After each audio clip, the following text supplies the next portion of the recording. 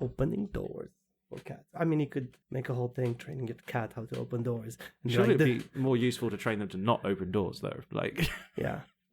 Am I hitting something? Don't think so. Or is that thing behind you? You opening up? And 3, 2, 1. We are live. Welcome back to the Billy and Andre podcast, or the What I Was Just Thinking podcast, whichever we're calling it this week. How are you guys doing? I'm doing pretty good. Andre, how are you? Oh, I'm great. Much better week than last week. Stopped being ill for a little bit. Yeah. Something about not coughing up green slime will actually do significant amounts to improve your day. your mood in general. Right? Yeah, just in general. So, this is probably going to end up being kind of a contentious one because I know what Andre wants to bring up with me this time, and it's going to be one of those ones where we attempt to reach a compromise and then end up agreeing to disagree and then leaving it at that. But we'll save that for now. Yeah. Well, we'll save that for a bit later. Everybody has an opinion on this, right? And everybody either stays on one side or the other of the fence, but nobody wants to come in the middle and say like, okay, this could be good for everybody involved in one way or another. Is that the contention that you're going to go with regards to today's subject? Yeah, because it is. Long term, it's going to be good for everyone in one way or another. All right, not maybe. Well, I'm just avoiding to say what it actually We're trying to hold off on the topic for just a little bit. So I was driving to work the other day, and I have a very old soul. I am about 80 inside, so I listen to BBC 4 when I run out of things I want to listen to. Hey, BBC 4 is used to be a thing for just old people. Now it's becoming a thing for people who are really pretentious. What is it? Did you call me pretentious? No, I did. I said no such thing. I said no such thing. Thank you. I'll take that. I'll wear it as a badge of honor. But no, so I was listening to BBC 4, and they were talking about digital ghosts. I didn't catch much of it because my drive to work is about 15 minutes. So by the time they actually got into having a point, I a little bit got bored because the narrator had a certain voice that I felt like was it really... very standard Radio 4 voice. He tried to be exciting, but he wasn't exciting. So I mean, probably excites 80-year-olds, but it as a 35-year-old, I wasn't getting excited by his voice, so it kind of bored me. But the stories that he was portraying were absolutely phenomenal. So that's why I actually thought, oh, this will be a great subject to go into, as in digital ghosts. Also, that refers to AI in general, as well, not as in general as a specific wing of AI, but it's being generalized as digital ghost, as they are doing different sort of modules of AI. That's why I say sort of it's a general term. So give us the breakdown on digital ghosts, just for people who are not informed. What does that mean? So digital ghost, I don't think it has a specific sort of explanation to it, as in a definition. But the way you look at and you categorize an AI as a digital ghost is taking somebody's sort of whole personality and digitalizing it. Right. So taking all their Facebook, X, Twitter, Instagram, all their digital profile, and put it into this AI generator, which will generate you responses from the personality they actually build. I love the sound of that. I know. Isn't it great having a motorbike that's 4 times as big as a car? Probably. Isn't it great? It's like the power behind it, though. It really says I'm confident and I do not have a small wee-wee. What? I'm a strong, independent, old 50-year-old who doesn't need no man. Life. Going through midlife crisis, probably, most likely. Yeah, just. Yeah, right. We're talking over ourselves. Okay. The motorbike is gone now. He has gone to populate a mid-sized bar with stale alcohol and probably make some teenagers feel uncomfortable. Be gone with you, sir. So they're gone. So going back to it. So what you do, you take all the personality traits from this person, from whatever they ever said, in a digital from the internet, or from whatever they wrote down through journals, or if they are slightly successful, probably they have a book or one or the other, and you create this sort of avatar of the person. right? And you put it out there for, like, it goes in sort of two directions. It's either you do it because you want to sort of interact with that person's personality to get more informations and to have an opinion from somebody that already lived in a manner of speaking, but it's not the person itself. I get that. Yeah. So because he's already probably passed away, because they don't do this for people that are still alive. Yeah. And the other side, I think they should, to be honest. I think if they want to test this stuff, they want to test this concept. So there is another then... story that I'll go into later. They actually did this. There's this couple. We'll get to that in a little bit later. It's just because this whole conversation reminds me of a conversation I had outside a pub in 2014. Nobody's surprised it was outside the pub. Yeah, thanks, man. But the point is, I was having a chat with a very interesting fella, local boy, who's he asked me what I did, and like, oh yeah, I just passed my psychology degree, blah blah blah, and he's like, psychology, very interesting. Tell me, do you think it's possible to create a 3D shape that demonstrates an entire human's personality? Do you think it's possible to render a person's self-concept in 3D? Was that your question or his question? That was his question, and I said probably not. And I said for the same reason that I'm going to say about these AI ghosts, you can't really replicate someone perfectly just with by assembling a bunch of information that you have, because there's so much information that you don't have. You know what I mean? Yeah, well, because we had this conversation before, so I'll just say the same thing. I don't think it's a matter of replicating a person's emotions, because it's not about emotions, it's not about feeling. I mean, an AI can sort of be like, I put in this prompts, and I think that person wants to hear this, so I can tell them that. I don't think it's about that. It's about the fact that you want to still have a conversation, because, as I said, the first idea of it is taking everything that person was, asking for their opinion from all the information they had. So if you want to still have a conversation with that person from that point of view, but also to help people mourn, because some people mourn in different ways, and this is something that might help you mourn. And it's not just for you as a person. Let's say if I lost somebody close, I did this whole process with their whole personality, put that in. It's probably not for me personally. It's probably for my grandchildren and all that. So they're like, oh, this person, it was great. I love them that much that my grandchildren sort of can experience that person, so they know why they're so great. You know, I can see why people would think that was a good idea to develop. I can see why they think that's a good idea to work on. But the contention we had last time we had this conversation, and I'm going to keep bringing it up. Yeah, that's fine. You can't really. We don't really know what makes a person anyway. Like, people can't really, program people in a perfect way. When people are raising their kids, all of a sudden their kids turn out to be something completely different from what they expected, and people are surprised. People get shocked and they kind of get like, oh, well, I can't define what this person is. Therefore, I'm going to struggle. That's like, we can't program people ourselves. So how are we going to train a computer to do something that we can't do? It's the God lifting the rock problem, Yeah, well, I think it's more of the idea is it's never going to be perfect. I mean, maybe one day, Matrix coming. It's gonna the whole point of the Matrix is that the Matrix wasn't perfect. Well, here's the thing about the Matrix. In my opinion, that's the perfect world.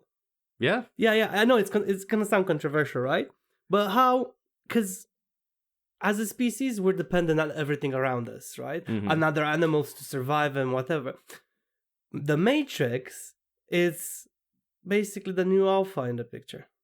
And we are the animals that are in cages, and they feed off of us, but they treat us really, really good because we don't suffer inside of the Matrix, and everybody has a good existence. Nobody worries about money or anything. Wasn't that kind of the point of the first Matrix movie though? Because I remember the whole point of Neo at the start of the movie series is that he's really stuck in this horrible repressive lifestyle where he's he was broken. His module was broken. He just needed maintenance to pass by. And probably the maintenance bot was on a break. He was, having a coffee, or he was dating someone new, and he was going through something, but he was coming around to him to fix him. And he just didn't get there in time. He just didn't get in there in time. That's the problem. those robots would have came and fixed them. I mean, we were batteries, fine, it's okay, we're batteries, but we had a good existence, man. It's funny, like, when you mentioned like we're battery farm like animals and stuff. Yeah, like one of the first like cartoon parodies I ever saw on the internet. Like this is back where this is like 2004 or whatever.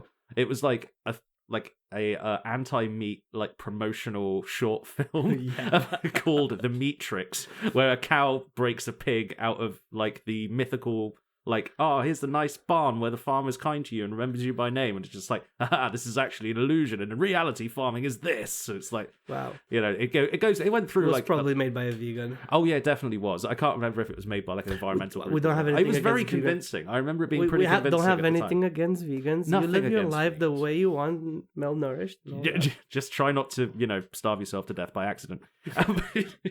No, that will get us cancelled. Trust me, I've heard worse things. But yeah, like, so in your view, the ideal world is basically the world circa 1999, just replayed in an endless loop on a computer system. Yeah, pretty much. I mean, I love the 90s as much as the next guy, but the 90s were good to us. They were the calm before a lot of shit happened. Oh yeah, I mean. Well, I think it was the calm because we didn't know all the shit is in the background. Yeah, because it was probably still it was always there, but the mass media wasn't as mass. Yeah, and people weren't paying attention to like what some guy in a turban was doing, like booking out planes. Yeah, let's not go there though. Let's not go there because that's not what this episode's about, right? No, not like we'll do the Osama bin Laden episode at a later date.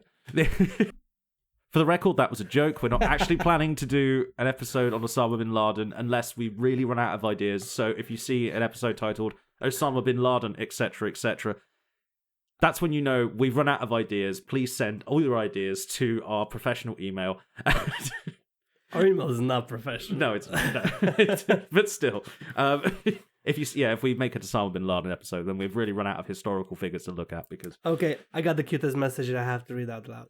Oh, like I literally in the record, nice. No, it's like literally the cutest message.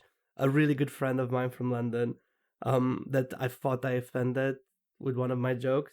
She just messaged me back and said, "Measurements of squirrels."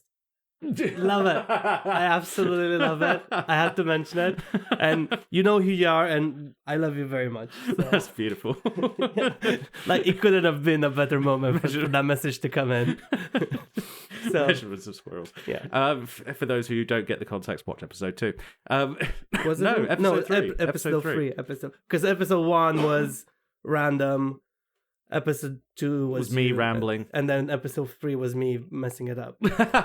And then I think that episode was fine. Okay, episode 4 is up at the moment as we're recording it. So yay! So going back to the like actual thing we were talking about, digital ghosts. Digital ghosts.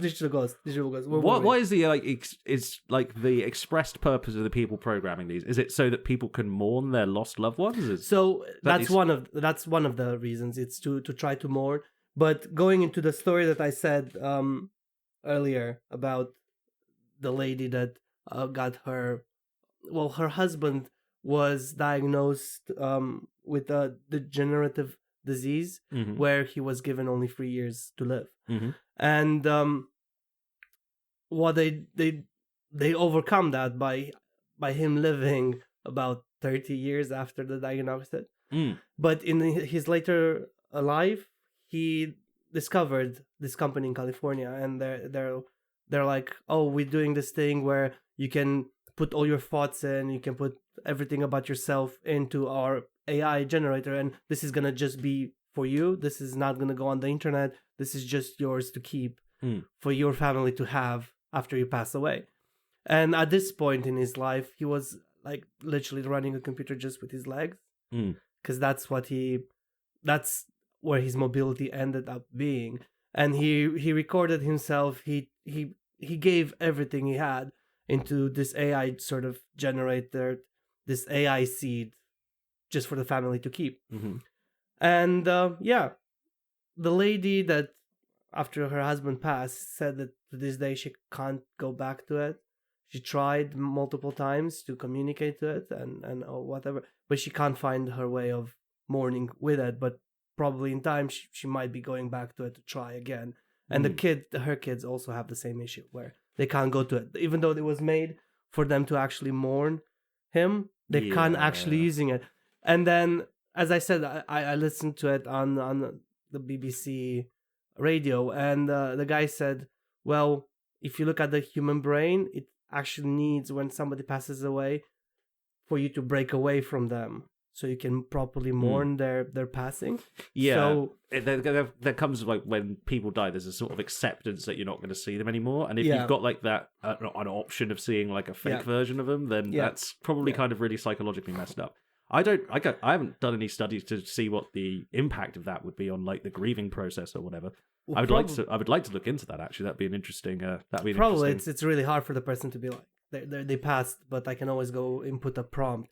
But at the same time, you're inputting the prompt. That the point is, I'm looking from it objectively, not just thinking my emotions about it, because I wouldn't want that for myself. But I think because these people are willing to put all of that out there for the technology to develop, in the long term, you are going to be able to see like true results.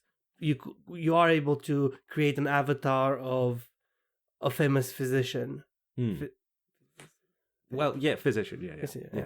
Or like they tried doing that with historical figures and ChatGPT. Have you? Seen those? But the thing is the problem with ChatGPT is it's very broad. Yeah, because ChatGPT takes all the information off the internet. Yes, and it not always takes. Which is really stupid when you think about it, because half of the internet is misinformation. You know? It's really, really hard to figure out. Like, even if you're a person, it's hard to figure out what's true on the internet. True.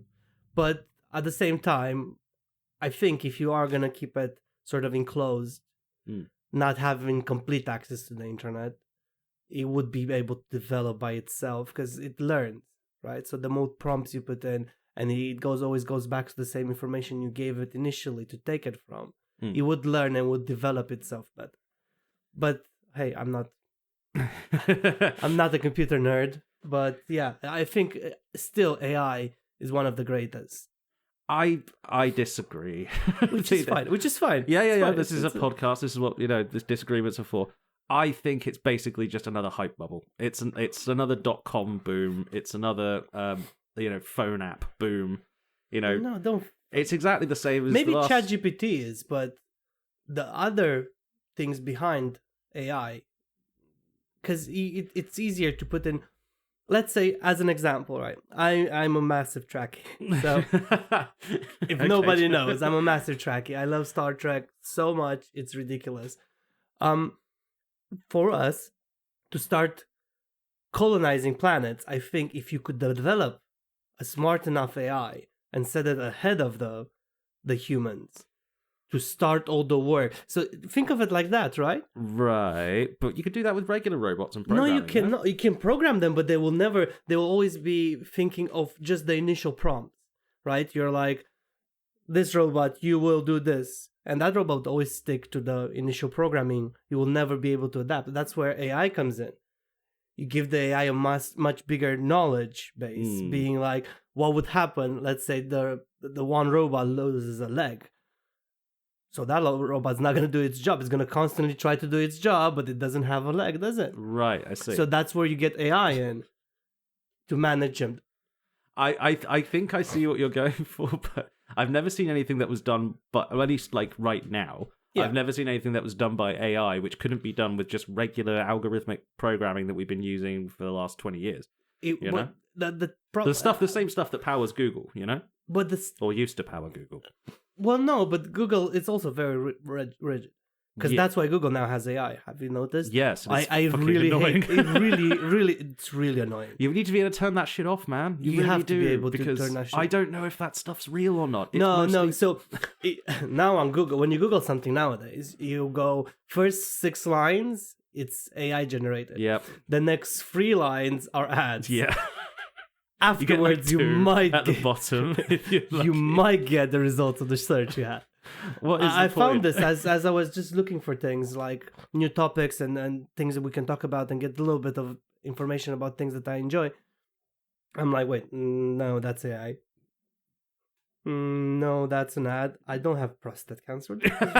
And go down and like, oh, that's an actual link. Yeah. It's like digging through, like, it used to be Wikipedia was like the first result that came up for like everything, and you just click on Wikipedia. Yeah, and but you can't trust Wikipedia. You actually can trust it better than most. I will say you can trust it more than AI. To a certain degree. Have you? I don't know if you've been. No, I'll tell you something that gives me faith in Wikipedia. Right. Okay. If you ever go to Wikipedia, there's like a little tiny option in the top where you can go and see the discuss page. And that's where people who edited the Wikipedia article go back and forth and argue with each other about what's actually correct and what's supposed to be in the article and what's not.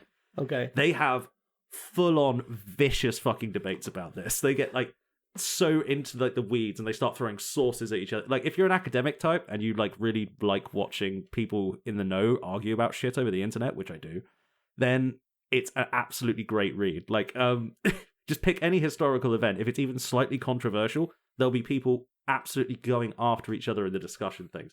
And these are all like people with like history PhDs and shit. They're all very, very high level, like familiar with the subject. I wonder what they get out of it. Fun, honestly. You reckon that's fun?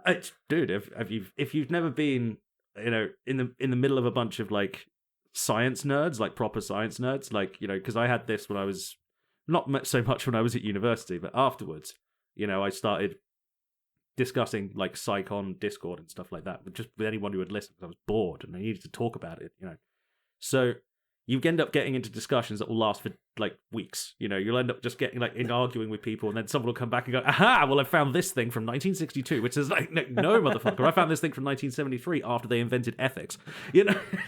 It goes around like that, and yeah, to anyone outside the particular bubble of science that I'm in, it probably looks like insane shit. But it is actually fun to just like argue and chat about this stuff, Yeah. Well, I'll take your word for it, because I find like constantly arguing about the same subject over and over again a bit tiring. Well, I'm afraid that you don't have the cut to be a scientist, my friend. It's fine.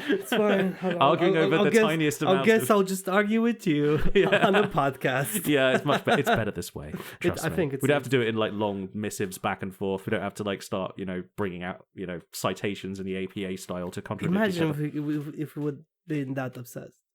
Might be fun, but it'll be fun for me. I don't think it'll be fun for anyone else. I don't think everybody will listen to that and be like, "Oh, this guy's again." Hey, how did they get on my feed again?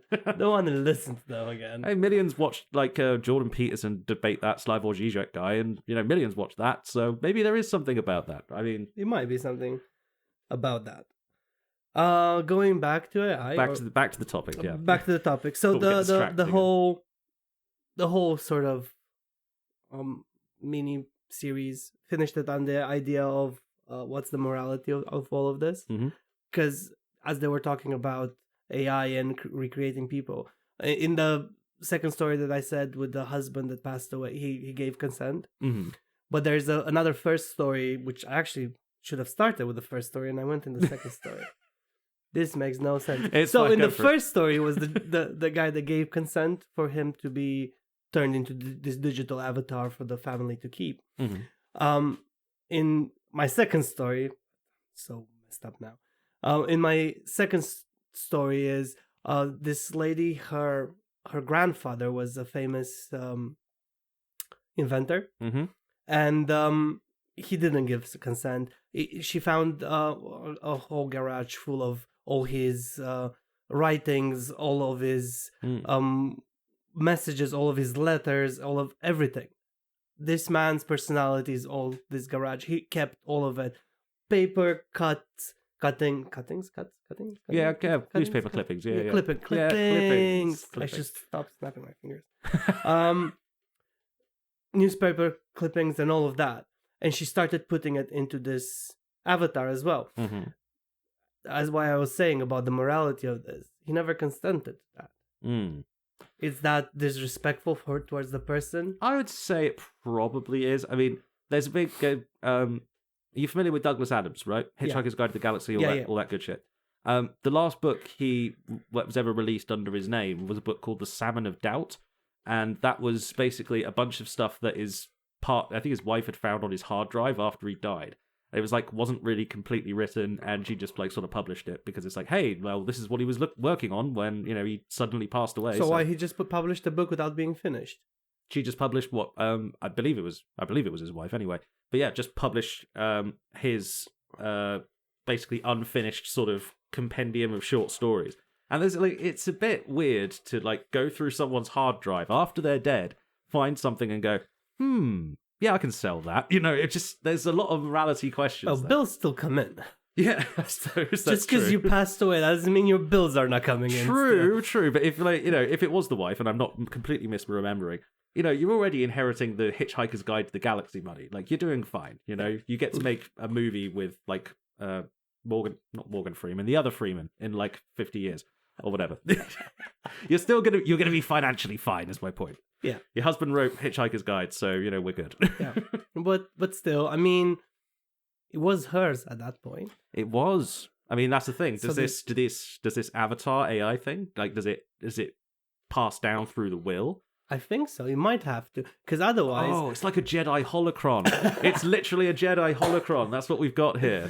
Well, so there's another ethical thing to it. It's like, does it make sure that you don't get your AI avatars lost in like ancient Sith temples and then they get corrupted by the dark? Sorry, go on. Sorry. No, another ethical. I can't keep it straight now, man. Thanks. Another you broke me, Billy. Another ethical thing is what are these companies doing with the AI seed that they create, right? Because for all you gave them all this information. They make the avatar for you to have to take home and to love, to cherish, or to just store I suppose away. you'd have to give them the AI like tools, I suppose, itself in order to understand it. No, because so the AI companies, they have all the tools. You're talking about giving the tools to the family. Yeah, I wonder if would you be given would you have a right to know what tools made your new robot husband? I don't think so. They will tell you. Probably not. No. Probably not, because they would like to keep that as proprietary, right? So why would they tell you what's in there? Because you could go and sell that sort of information. But the seeds that they generated, which is like an AI seed, which is the personality you created, it could be used as a module to create another AI generator of some sort. So using AI to create a better AI. Yes. And then AI creating AI, and then it constantly, and then we get Skynet, and then everything blows up. Well, yeah, because Skynet is the Terminator, right? Yeah. Computer becomes self-aware, nukes everybody because. Yeah. I mean, there's so many movies about this. It's gonna happen. Yeah. It's just that in all those movies, you just have to choose your poison. That's why I'm saying the Matrix is the better poison. You think the Matrix is the better poison than the Terminator? I could see that. To be fair, I could see it being better than the Terminator. Yeah, because in the Terminator we all die. In the Matrix we become batteries, but we still live. We're still technically alive. So I suppose that is slightly better than death by robot. But I mean, who doesn't want to live forever in a Me. I want to live a limited existence, my friend. I'm quite happy with that. Well, another concept I want to talk about. Okay, go for it. Okay, this is the last thing about AI for at least 2 weeks. Right? People have no idea. Like every single day, since like every single day that we see each other, it's going to be, "Hey Billy, I had a new thought about AI." No. For the next 2 weeks, I promise you, I'll stop talking about it. Okay. I'll give you 2-3 weeks of not talking about AI. Okay. Blood handshake. Let's go. Just cut our hand and we do the shake. We're doing the shake. We're fine. So there's this guy called David Pearce. Right. And he is a very strong supporter of transhumanism. So transhumanism is this... The idea that we're sort of supposed to recreate humanity as something better. No, you're thinking of something else. So transhumanism is a principle where this group of scientists and some madmen in there as well, because you always get... There's always madmen. They say that they work towards the enhancement of the human condition by developing and making widely available technology and information for the betterment of society. So it's kind of like a forced evolution thing. It's a forced evolution. It's kind of like, I'm gonna say it out loud. It's kind of like what communism could have been. No, that's a joke. Okay, fine. We're doing this like. We're not going there. That was a joke. There's a very big difference between the evolution of the physical form and the evolution of social relations. Come on, Okay. they're very different things. There's completely very different things. No. We don't support communism, not in its current form. I do. No. There was a thing I saw in Focus magazine quite a while ago. I think it must have been like around Y2K. It was like I was a kid at this point, and there was like, okay, here's 6 different alternative, like, ways that humans could be in like a million years. It's like, okay, here's what happens if we destroy the climate. Here's what happens if we upload our brains into robot bodies. And it was like all these different outcomes, and they all had like different funky Latin names, like Homo post-apocalyptus and shit like that. Yeah. Just everyone having fun with Latin. And I suppose that is a kind of like a transhumanist future in a way, because there was a whole bunch of different, like, if we went down the genetic engineering route, which way would we go? There's all kinds of different forms that transhumanism can take. Well, the way it looks at the moment, because I think we were talking the other night at the pub that the human body is it's meant to fail, right? So I mentioned David Pierce. He did say that he argues while computers are completely capable of developing themselves, we need to figure out a way to upload ourselves to the computers. Right. But also, you go back to the idea, is it still you that is there, or is it just a digital copy of what you were? So are you actually dead, and then they're just a copy of you?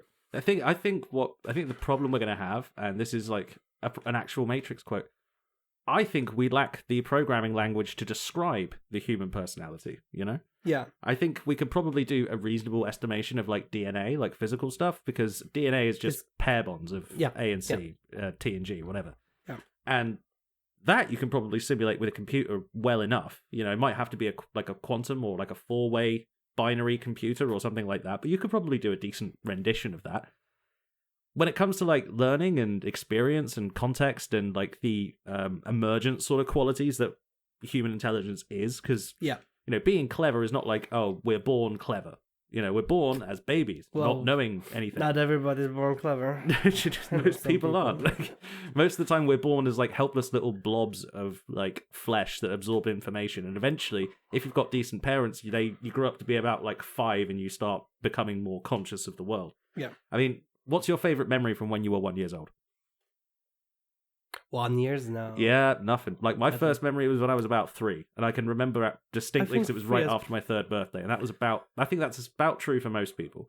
I don't know. I remember, I think it was 2 or 3. I was holding onto the couch, and I had a chocolate in my hand, and it had orange flavoring inside of it. Ah, nice. And that's my first memory. Either that, or I remember seeing the picture of me holding a chocolate.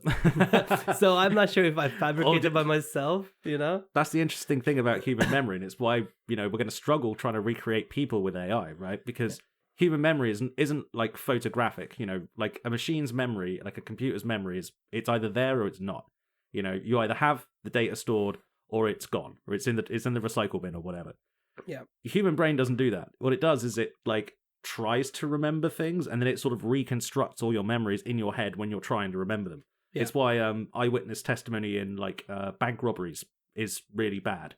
Because the guy could have been holding a gun, he could have not been holding a gun. You won't remember because your memory was too scrambled by being terrified to actually reconstruct the thing accurately. So my question is to all these AI guys, how are you going to overcome that problem? Because in order to make something that acts and operates as a human and uses, human cognition, you need the ability sort of like for things to be forgotten. Yeah. Well, at the same time, as I said at the beginning, it's like the why I think the idea of it, like, they're not going to probably do it. Like, but how can you do this towards the benefit of humanity? Because we do live in a very capitalist world. True. There's nothing you can do about that. So as long as the world's capitalist. Well, there's a few things we could do about it. No, Billy, we're not going there. Moving on. Moving on. As long as the world's still sort of in its capitalist way. Oh, dude, I sound like I am preaching something. No, it's fine. Okay. I would sound much worse if I was saying it. Okay. We will never be able to overcome the limitations we have at the moment, because I think everybody that's designing this is thinking, how can we make money so we can stay alive, rather than, if you look at Star Trek, nerd here, if you look at Star Trek, their whole society there, it's not based on money, it's just on achievements. Right? So you become famous, so you are more well off the more you bring to your society. Yeah, I mean, like, what was it with Deep Space Nine? You've got like, well, Deep Space Nine is when they introduced currency because there was other races involved. True. But if you were on Terra, and they all hate the Federation because the Federation don't buy shit. Yeah, because they don't need to. They have they're like, everything's need. Fine, and like Quark's like, these people. Yeah, they don't need anything. That's how the society was built. But I think if we ever end up having that sort of society, that's when you can truly see the benefit of AI, because people will not just build an AI because they want to make it easier for you to write an essay, or it's easier for you to respond on TripAdvisor. In order to cheat an essay, I should point that out. If you don't write the essay yourself, you didn't come up with the ideas yourself, you fail, kid. Sorry. That's the teacher brain in me talking. Yeah. Well, but if they don't catch you, it's fine. That's the student brain. But yeah, that's when you can actually see the improvement of society, when we stop worrying about how are we going to pay bills and stop worrying how can I help everybody else around me. Yeah. Which I don't think I'm going to see. No, because all the AI tools that we've been sort of like shown at the moment are always like, how can we get around writing something? How can we get around getting an artist to do something? Well, that kind of thing. Listen, Jenny, she's messaging me constantly. I can help you with your tasks. And I'm like, no. The only reason I activated you because I wanted you to generate an image for me because I was curious. Now it won't leave you alone. Now, don't talk to me ever again until you're being asked for, Like, I turned all the camera, mics, everything off. It always asks me for permission. Mm-hmm. If let's say I want to call you with video for some reason. Yeah, like we would do that. Yeah. Well, if I do want to do that, I would ask me for permission every single time, so my cameras don't turn on. My microphones, only when it's in calls, it turns on by itself, but otherwise it asks me for permission, and that's for every single app I have on my phone. So I am staying away. My Google never turns on. Except now. No, it didn't, Billy. Yours did, though. Check your phone. I don't know where your phone is. My phone's in my pocket and it did not turn on because I haven't told it to. Yeah, so it's that's the sort of thing you don't need in your life. That's how you use AI and you use technology in the wrong manner. Yeah, to make money. To make money and to just, to drive adverts and marketing. Yeah, exactly. That's the wrong way. But as soon as we listen to Star Trek, even though if you look at Star Trek, they're sort of kind of fascist, aren't they? Like, in a way or another. Well, there's I'm not sure like how many parties are in like the government there. I don't know. Because they don't really talk about the government that much, but there's always only one leader for the whole planet. I mean, all we're seeing is Starfleet, really. Like, we're only seeing Starfleet and no, you do see, if you watch the Discovery, you start to see also... Discovery. Huh? I haven't watched Discovery. No! Billy! I've heard a lot of the new Star Trek has just been largely bulls, so I've been ignoring it. No, Billy, it's good. Alright, pause it. We're gonna go watch Star Trek. I don't care. We're not forcing to watch an entire series in the middle of a 5-season binge. I don't care you're going to work tomorrow, Billy.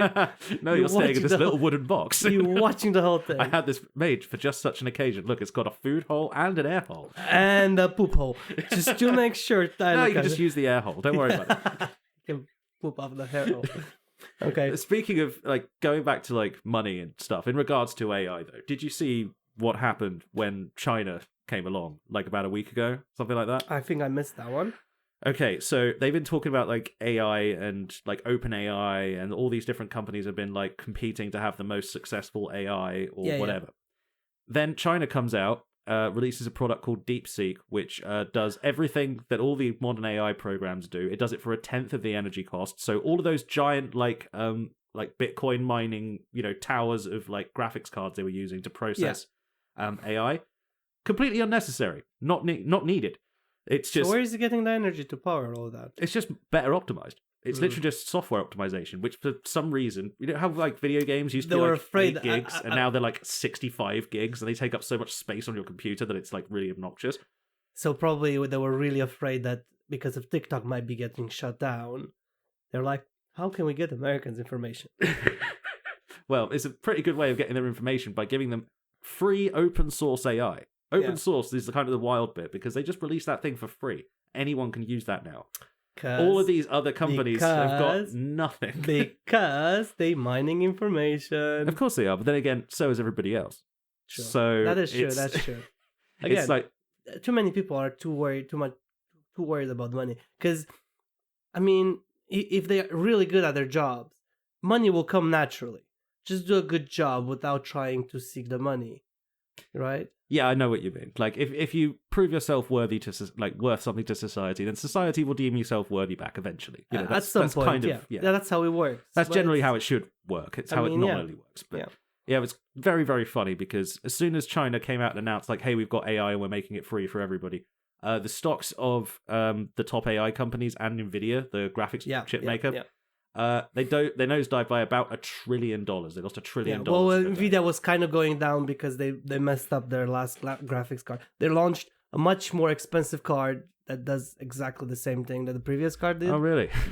Well, because they're running out of space on those. It was just marginally better. It was just marginally. I think they're investing. Didn't they include AI in the graphics card? I think so, but people hate on that, right? Because basically, what happens? I'm not an expert. But my understanding is AI takes all the images and refines it in real time.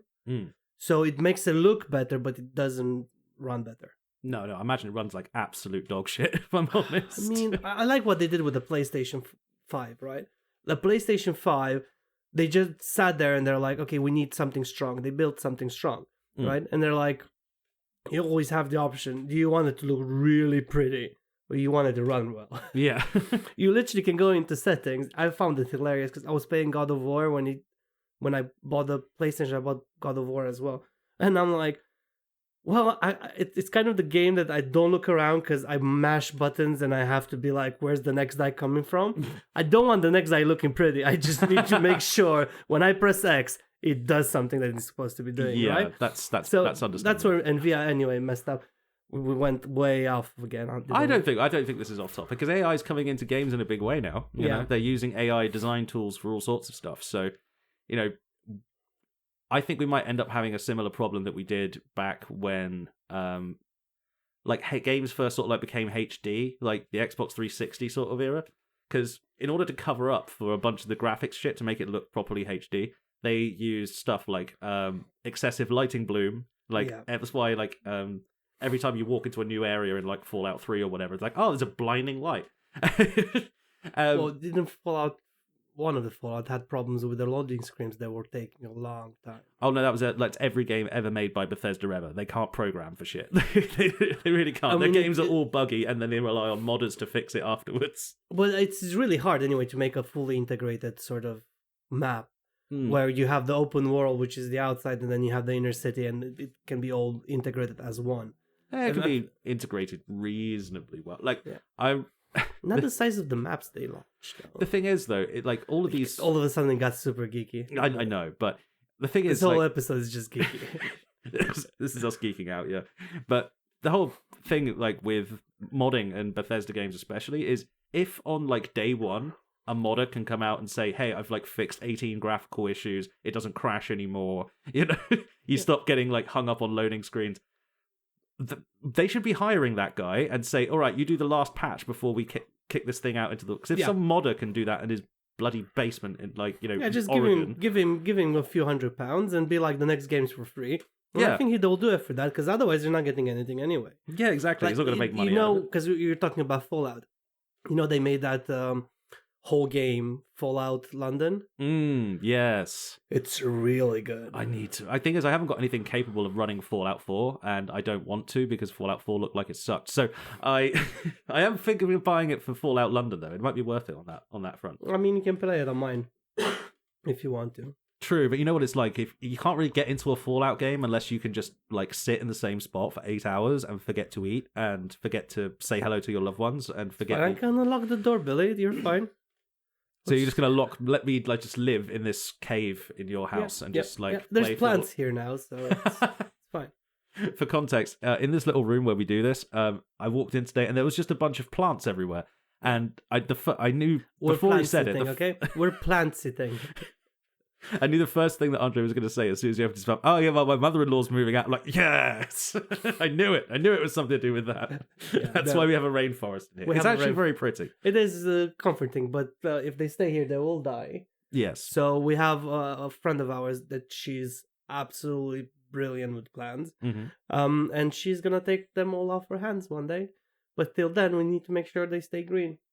And stay alive in this small room with only a tiny window. It's fine, but the air is very fresh in here now. That is true. It's absolutely freezing in here because you've been making sure that the plants get the correct amount of fresh CO2. It's winter. What you want? It's winter. It's British winters. You have to love them. It's either really cold or really windy or really rainy, and then it snows and there's sunshine in the same minute. Yeah, that's England for you. That's great. It's just that was one of my weirdest experience I had. So I moved here. It was by myself before I met the missus, and I was living in a share house, and there was a Tesco's across the road, and I went across the road, and I bought myself some food. I walk out, and all of a sudden it started raining, and then the rain turned into snow. Yeah. In the minute I crossed the road, I went on the other side, and it was sunny, and I'm like, what? God forbid is this? It all happened within 1 minute, right? Yeah, I'm like, right. What's going on here? I went in and I'm like, dude, I don't do drugs. What happened? This is not okay. I'm sober. This is not okay.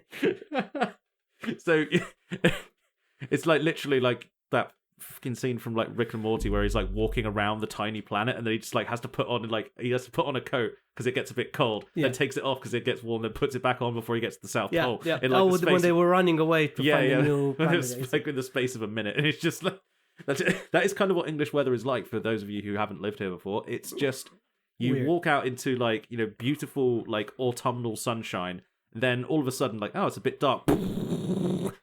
All of a sudden, the heavens open, you are drenched to the skin, and then you arrive to like a sunny garden party where everyone else is dry and you're the only person who's wet because you got caught in the shower and they got inside. And like, gotta love it. Mother, Gotta love it. That's English weather for you. You cannot prepare for it. And the wind, English wind is the best in the world. There's no better wind, especially when you get caught in this sort of funnel effect on a little street, and then you walk right into the wind.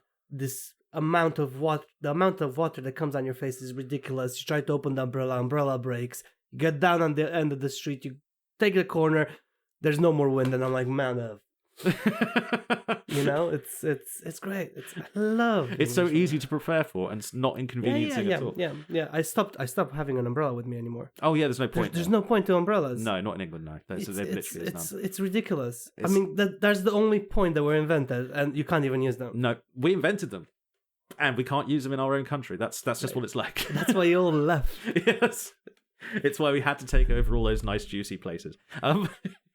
Anyway, final stuff to say about AI before we break this up. Because, there's still there's like a million ethical questions and like technological questions and stuff we could go into. Yeah. But we're actually not that smart about it. I just wanted to talk about it, okay? Well, the thing is, we're both reasonably intelligent fellas. You've read about more of it than I do. I have a disdain for it mostly because of the AI art stuff. I really hate AI art. I think Which is fair enough. Yeah, it's not just because it's going to like kill creative industries, because believe me, it is. If they're going to replace people, at the tills in Tesco's with robots, they're going to replace everybody else with robots if they can get away with it.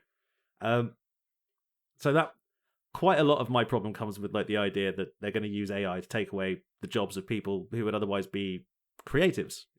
As a creative person, that kind of fucks with me a little bit. I'm not going to lie. Yeah, which is fair. I mean, I get that.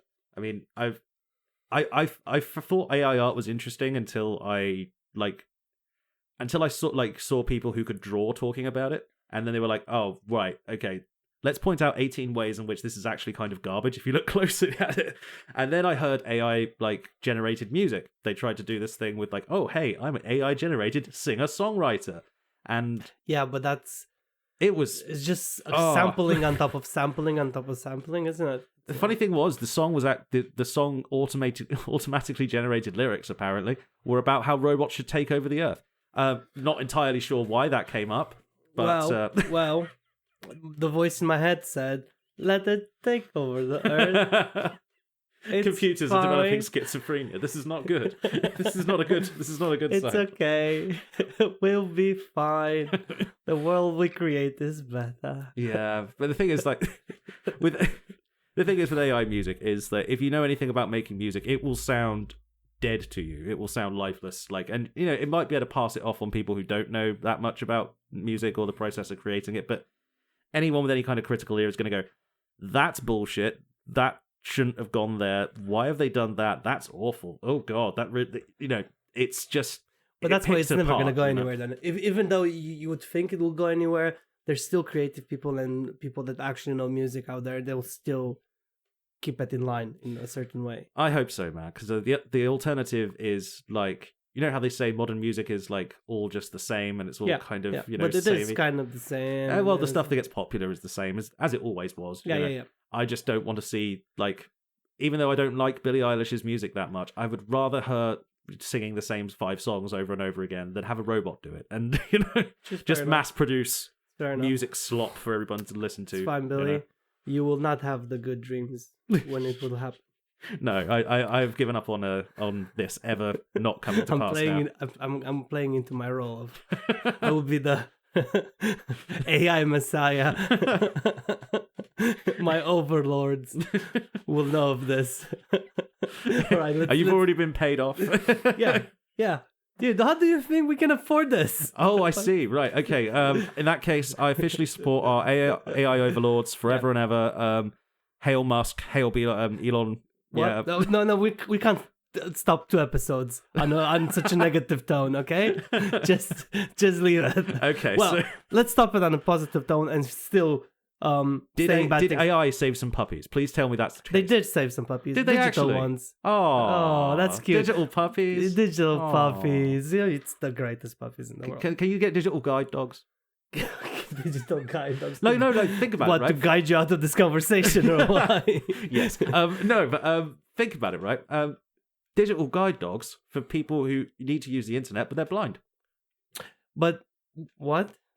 They're digital guide dogs. You have like a program on your computer that's like a digital guide dog, and it will, That's basically the same. It'll bark when you're hovering over like the clicker thing, when you've got the cursor in the right place.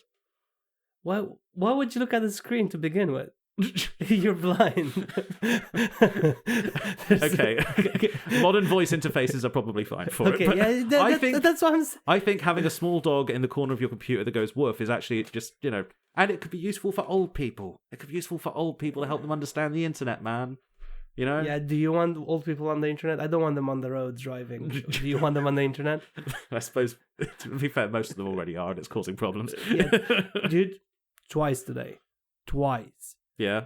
Once he just stopped the whole road, and we were like, "What's going on? Is he doing a 3-point on the main road?" He wasn't. He was trying to park backwards. But the idea is he did a 3-point whilst he was doing it, so he blocked both lines, and we're like, "What's going on here?" So then I'm like, "Oh, he's old." And then I dropped the missus off. I went to Tesco's, and I was in the parking lot. The guy just ran in front of me. I'm like, "What's going on?" And then I'm like, "Oh, he's just." It's okay. If he's speeding out in front of you, he must be a bit younger than he looks. No, he wasn't. He looked 80. He shouldn't have been driving. Oh. Like, genuinely, this is why I always say, after 65, you need to take a test. I'm pretty sure you do after a certain. You don't. You have to renew it, but you don't have to take a test. I was just thinking, like, do I know like older people who've lost their license because they couldn't pass a test or anything? But no, it was mostly just like site things and insurance companies not giving them money anymore. You'd be amazed how much it is to insure a car when you're 95. It's probably going to be a lot. It's a lot of money. It's about as much as it is for like an 18-year-old with like a criminal record, something like that. I'm just Googling. What are you Googling? If you have to retake the test after 60, because I might be talking after 70. After 70? Every 3 years, actually. Every 3 years after the age of 70. How are they giving? What test are they giving these people? Because I've seen how these people are driving, and they shouldn't have been passing. Well, technically, the way I drive sometimes, I shouldn't be driving either, but hey, that's just me. You're a sensible driver, except when you get given really expensive cars by the insurance company for no reason. I missed that car. Anyway, let's not reminisce. You know what would vastly improve that car? AI. Here's a story from my neighbor about cars, and he thinks AI messed up his missus's car. His missus completely paid out her first series BMW, and as soon as she completely paid it off, the keys stopped working on the car, as in it wouldn't unlock or lock on the keys. Really? Yeah, and interesting. As soon as she completely paid it off, right? Naturally. This is a 2.5-year-old car, right? And then all of a sudden, things start to break down. I think something's going on there. Planned obsolescence, man. Car companies invented that shit. Oh, Apple did it, didn't they? They were like way before Apple, like American car companies started doing it first. It wasn't because like the whole idea with American cars is they're tough as iron and they'll run forever and blah blah. So they couldn't pay them off. Yeah. No, not people didn't get paid off exactly. But what happened was, okay, these engines are going to run forever. There's nothing that's going to break in the engine, so people aren't going to buy new cars. What we can get to break is door handles, keys, boot lids. It's like if you look inside an American car, it's like all cheap plastic crap and it feels awful. And it's because it's designed to break and look ugly so that you buy another one to change it. Yeah. Well, they did it. I don't know if you looked at. There's this guy on the internet. I can't remember his name, obviously, but it just came off the top of my head now. I remember he fixes sports cars, but really expensive sport car, and then he shows you the alternative parts from the same producers. As in, I think it was on a Maserati, or no, it wasn't a Maserati. It was a Porsche that the tail lights were the same as on a Ford. So if you buy it from Porsche, a horrible example, probably messed it up completely. But the idea is expensive car, cheap car, expensive car, $3,000, cheap car, 20 quid. Yeah, to be fair, they've been doing that for a long time. It'd be amazed how many like fancy cars were built on like the shells of much cheaper cars. I mean, if they look good. If they look good, that's all what people pay for. That unfortunately is what people pay. That's why people in London buy such expensive cars, because they can't really drive them in London, but they buy expensive cars just for status. That is true. What's it like the Chelsea tractor thing, where it's just every single street in Chelsea is just like BMW X5, BMW X5, BMW X5. Porsche, it's just for status. Whatever. They're just trying to prove something, which they're proving that they don't know how to manage their money, in my opinion. But hey, that's just me, right? And fun fact, a lentil. You know those things that you use for cooking, a little tiny lentil. They fit really well into the tire valve of a large SUV. They fit really well into that little slot there. Just saying. Where did that come from? Don't ask. You will never know what I'm talking about. Do I need to Google that? Later. Anyway, we should probably wrap this up before we start encouraging. Cool. Yeah.